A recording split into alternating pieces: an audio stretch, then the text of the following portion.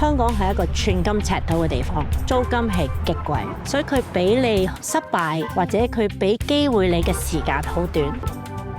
你要做好準備，你要知道自己要講一個咩故事。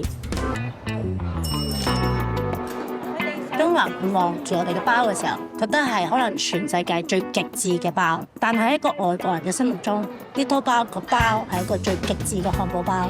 佢又係創新菜，佢又係融合菜。咁其實佢概念咧，好表達到香港呢個地方啦。然後我哋整咗一個我哋Little Bao嘅包，咁我哋希望係軟熟彈牙，有紮實同埋口感，加咗牛奶包嗰個湯種嘅元素入去呢個饅頭入。每一日嘅全香港湯好少新鮮沙皇雞嘅，咁啊我哋攞咗個雞髀咧，就做咗呢個雞包嘅雞啦。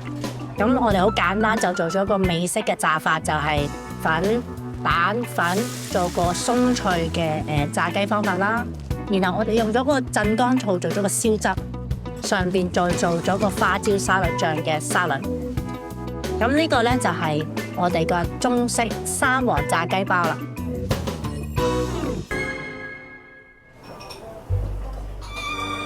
我覺得我哋嘅中菜加埋我哋嘅西方嘅知識合拼埋一齊係好厲害。咁去創作嘅時候係因為一個文化越發達，其實應該要有好多不同嘅表達。